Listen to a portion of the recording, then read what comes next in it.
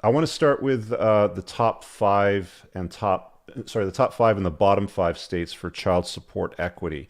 And there's some differences there, based on legislation versus what usually ends up happening. Did you want me to put your screen share up?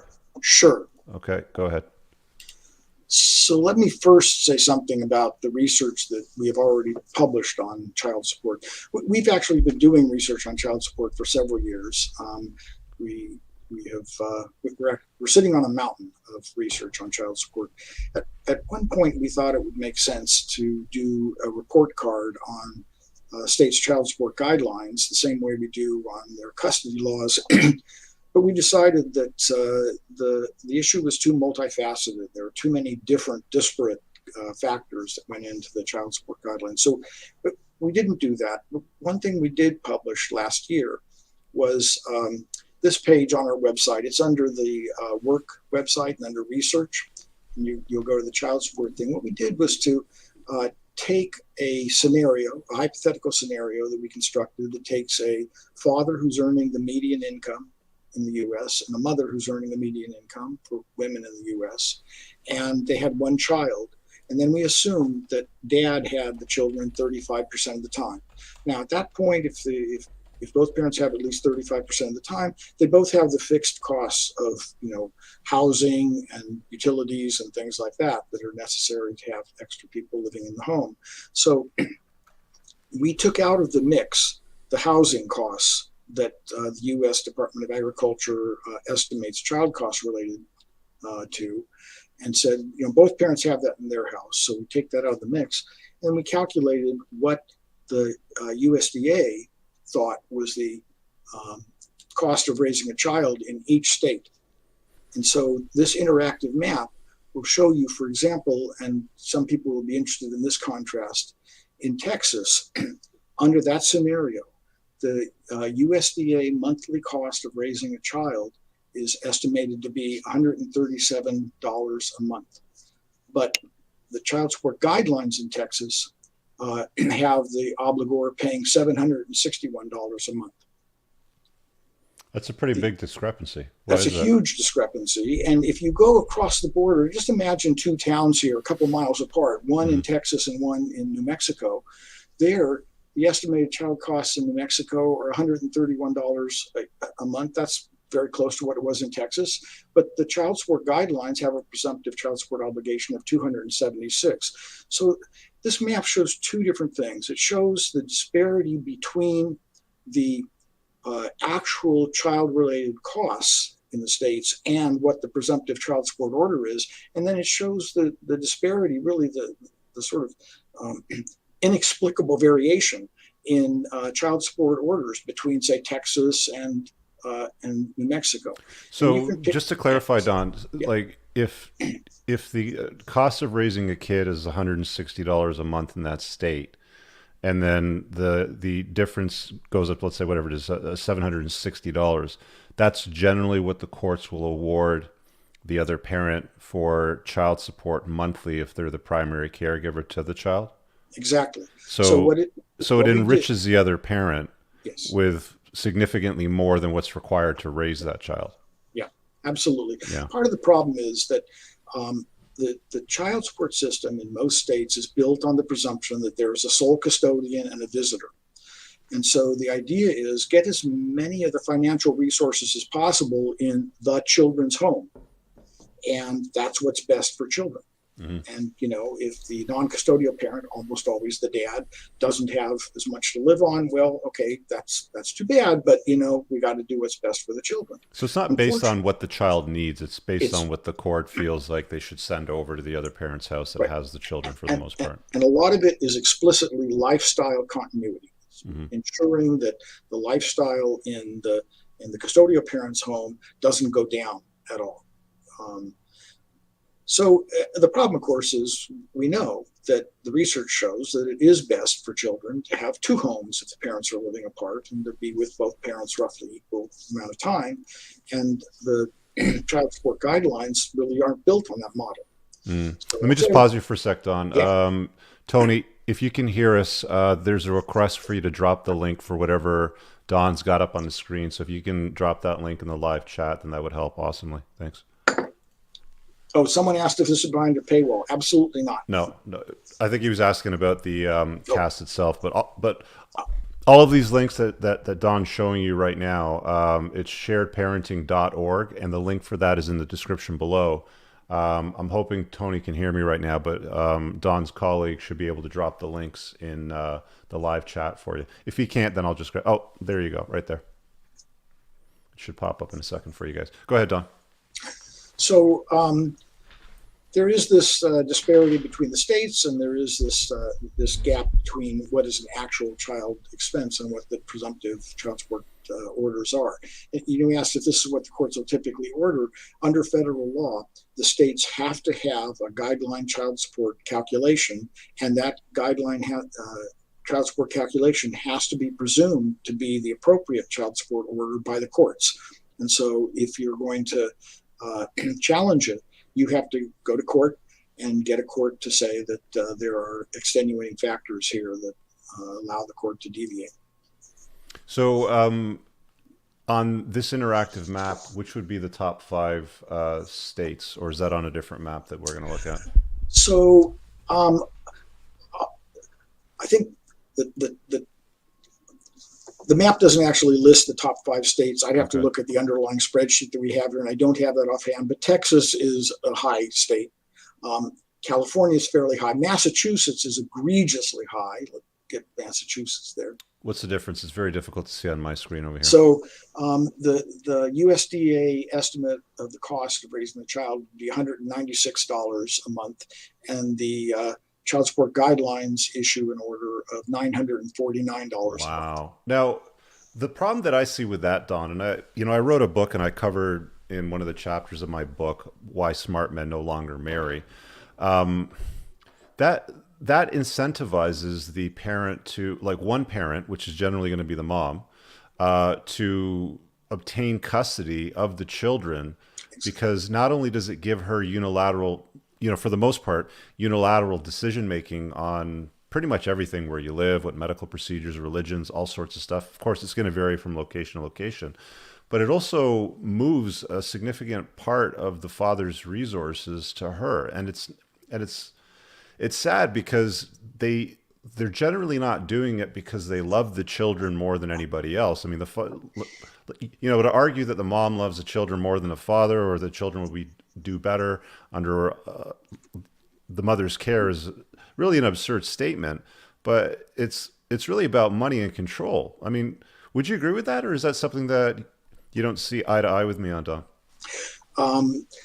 So, Rich, I don't talk about my divorce very much, but you're encouraging me to break that silence, and I will say this: when I was the one who wanted the marriage to end, but I thought that we would go through mediation and we would have a dissolution, and we would agree to shared parenting. And my ex was bound and determined that if the marriage was going to end, it was going to be by her divorcing me. So she went to a lawyer, another very aggressive lawyer, and I told my ex when I served for the papers that I thought we would mediate. I thought we would have shared parenting. I was always a highly involved father. Mm-hmm. And she said, I would never try to keep the kids away from you. The kids wouldn't stand for that. I know that. But my lawyer says I can't agree to shared parenting because it might affect my child support. Mm. So I know from personal experience that's true. I know from the experience of working with so many divorced fathers that often is the sticking point in getting shared parenting. So I do want to talk about some research that we are about to publish that I think will be more directly responsive to your go ahead. Question about the best and worst states. While we decided that it didn't make sense to do a report card grading all of the states on their child support guidelines overall, because there's so many different factors that go into it. How do they estimate the child costs in the first place? What formula do they use to apportion this between the two parents? Most states use an income shares model, but Texas, for example, we just mentioned Texas, they use a percent of obligor's income model. Very different models, and there are lots of things to criticize about the different models that are used. But what we decided it did make sense to do a report card on is the issue of the degree to which the child support guidelines of each state either creates a barrier to shared parenting or facilitates shared parenting. And the results are very interesting. All right. So I think you said something about the 5 worst states. I'm sorry, I can't give you the 5 worst. I can give you the 9 worst states. All right. Let's do it with the nine then. These, here are the states: Alabama, Arkansas. Although I think Arkansas, their law is under revision now, but Alabama, Arkansas, Connecticut, Georgia, Mississippi, New Hampshire, New York, Texas, and Washington. And why are these the 9 worst states? Because they don't have any parenting time adjustment at all in their child support guidelines. And what that means is that a father who has his children with him 50% of the time will presumptively pay exactly the same amount in child support as a father who never sees the children at all. Wow. And now that father who has the kids 50% of the time can get a deviation, but the father has to go to court, has to file pleadings, has to file evidence. This takes time. It's beyond the capability of most parents to do on their own, so it means hiring a lawyer. And courts are reluctant to deviate from the child support guidelines because some courts believe that the federal government will penalize the state if it deviates from the guidelines too much. That's false. It won't, but Okay. they think that. So we graded all of the states on really their parenting time adjustment. How do they divide the obligations of both the mother and the father between the two households based on how much parenting time each of the parents has? And so there are those 9 states that have no parenting time adjustment. A bunch of states, let me get the number here, I think it's about 11 or 12, maybe 13 states,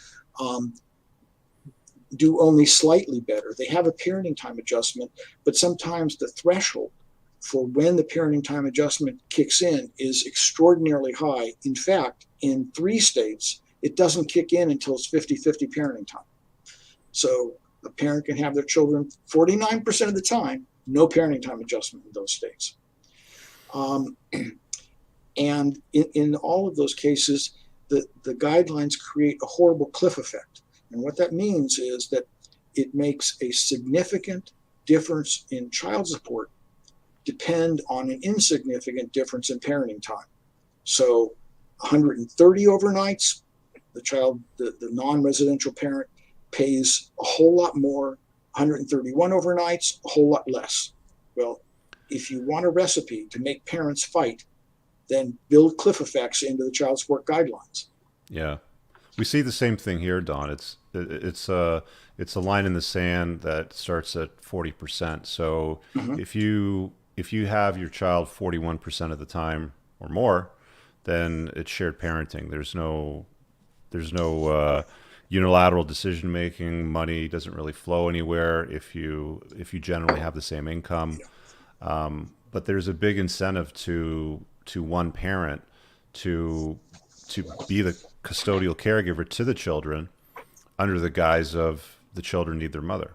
You know. Yeah. And really, I'm really sick of divorce professionals complaining about parents fighting with each other, when in effect what the divorce system does is to create a system encourages it. where they will fight against one another. They throw them into a death match against one another and say, look at these parents, they're fighting. How long has, like, I mean, I would argue that this essentially rips apart the fabric of society, right? Because you're like, when it comes to marriage, generally speaking, men, it's high risk and it's low reward for men today, and it's low risk, high reward for women, especially if the knot is untied, because pretty much all the laws are in their favor.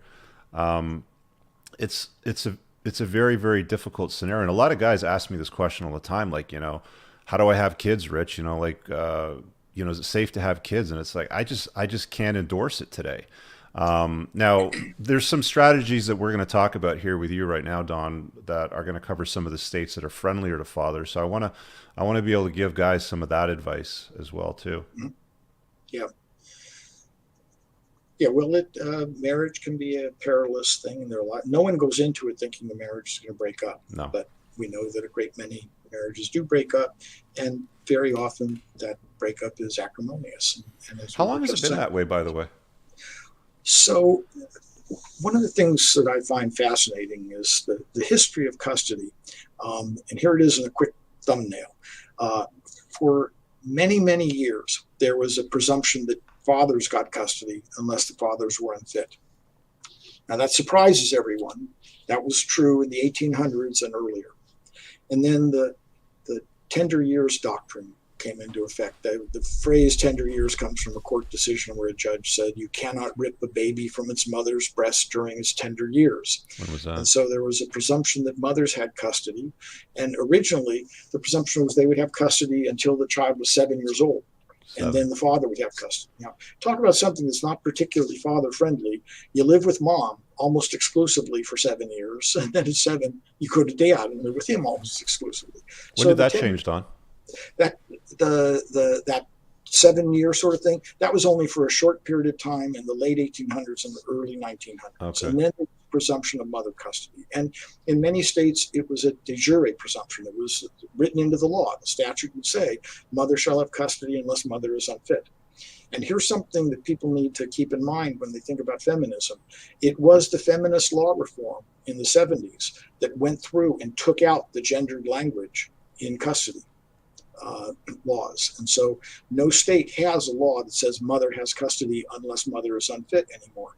So what did the states do? Now, of course, we know the difference between de jure discrimination and de facto discrimination. The fact that it's not written in the statutes anymore doesn't mean that there's not discrimination in the court behavior. But what did the states do when they couldn't have gendered language in custody? Well, they put in the best interest of the child standard. Mm-hmm. Well, the problem is there were not very many custody battles when there was a presumptive father custody. Of course, there weren't that many divorces then either, but as a percentage of the divorces, there weren't very many challenges to custody because moms knew they wouldn't get custody unless they could prove dad was unfit. And when there was a presumption of mother custody, there weren't very many challenges because dads knew that they couldn't get custody unless mom was unfit. Mm-hmm. So what happens when you put in the best interest of the child standard? Well, in all the years I've been dealing with divorced couples, I have never met a parent who says, I know this isn't best for my child, but this is the custody arrangement I want. Everyone thinks that the custody arrangement they want is what's best for their child. Now, sometimes they're acting in bad faith and they're vilifying the other parent in their own mind, but no one believes that the custody arrangement that they want is not in the best interest of the child. So when they talk to their lawyer, the lawyer says, oh, the courts are going to do what's in the best interest of the child. And Right. they hear, oh, I'm going to win. Yeah, well, that's what you think. I mean, it's going to be something reasonable. Like I see my kids all the time, so that's in the best interest. So that should continue. Right. But I've been a highly involved father, so right. yeah, et cetera. Yeah. Then they slam into a brick wall, and then reality hits them.